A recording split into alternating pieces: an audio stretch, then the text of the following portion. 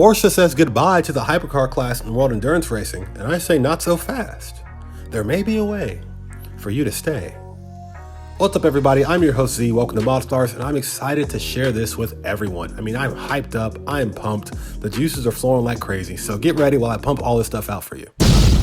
It was announced earlier this week that Porsche will leave the hypercar class by the end of the season, but it will keep its IMSA program.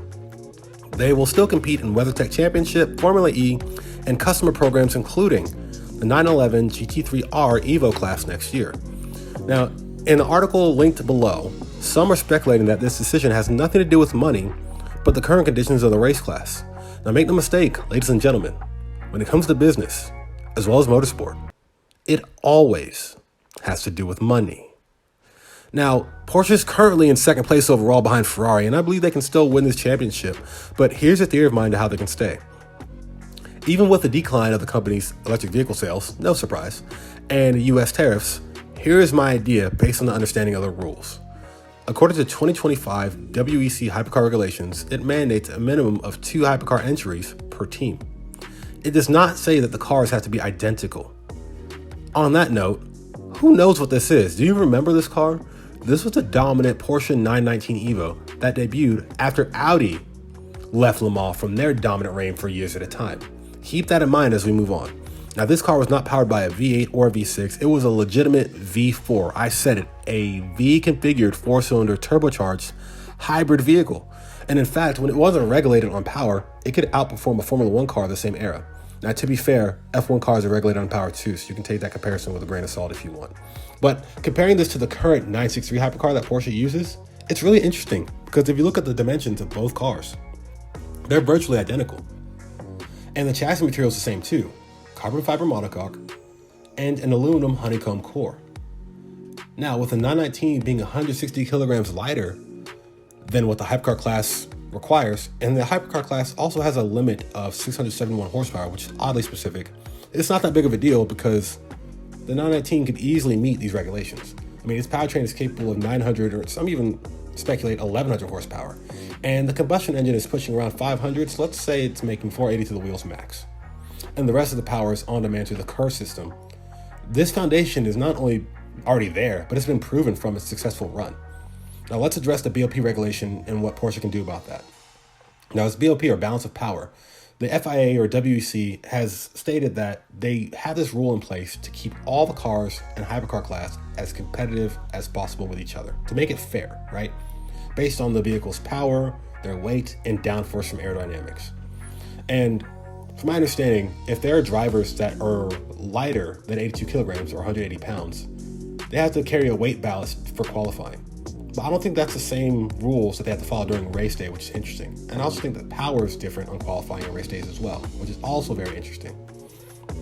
With that being said, if the 919 has to go up in power and weight, here's a simple and fun creative way to do that with weight placement as well. And to keep it simple, it's a turbocharged engine. So I'm sure they can simply, turn the boost up.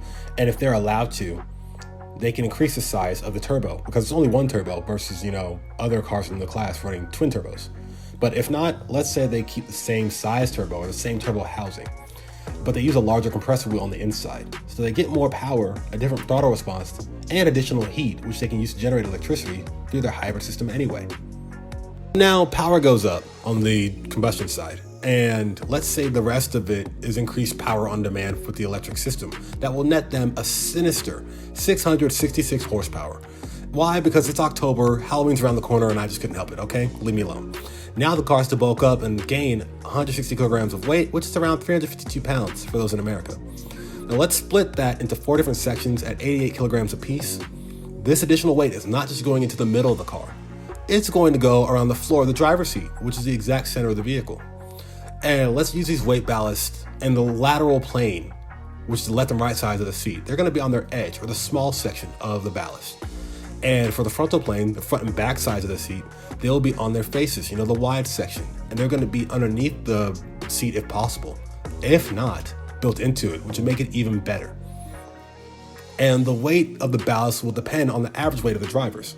It could be more or less than which they need to remove from the team qualifying regulations. So that's just a creative way to potentially get around that 82 kilogram ballast for qualifying if you have lighter drivers.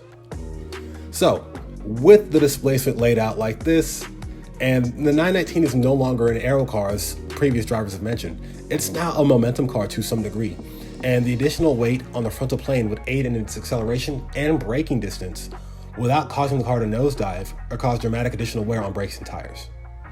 Now you might be thinking, Z, this is all fine and good, but why does this matter? Because it costs anywhere from $2.5 to $3 million to build one of these things, and another $8 to $10 million to operate during season. Now I'm assuming, and I'm hoping, that is for 2 cars and not just one, because that's $20 million per car. It further proves the point. So if we were to take a 2017 car out of retirement and add blocks of weight to it, how much do you think that would cost? Even for a race team at this level. Let's say it's $500,000 because you have to pay engineers to do all the work and such, and the operating cost for the season of that car is $5 million. Now, you more than cut your budget in half, and the additional money saved could be a rainy day fund, so to speak. Not just for the race team, but for the company overall, as it's being affected by reduced, electric vehicle sales and America tariffs, right? And I say that from the standpoint of Audi's potential return. Now, will they return? I'm not saying they will. I'm just saying history repeats itself. So let's say somebody wanted to repeat said history, and as Porsche leaves, Audi just jumps back in. They tag him back in, so to speak, which was the opposite of what was done like a decade ago or longer. Would it make sense to allocate $20 million it takes to build and run a hypercar team to a sister company? No. It would make more sense to have Porsche stay in the game and keep doing what they're doing. Even if they took this approach, the same approach we're talking about now, and went to Audi and said, hey, Audi team, let's get the band back together. And we're going to do it on a budget. It would still be far more money and more time spent than what Porsche currently has. The foundation is there, and this would be a literal budget build for the race car next year. And let me know what you guys think. That's it for now. I hope you all enjoyed this segment. And if you didn't know, I am a huge car nut and motorsport fan as well. And I'm going to do more research on this based on the 2024 rulebook for the hypercar class to see what can be done and share that information as well. In the meantime, please subscribe and share this with Porsche so they can see this.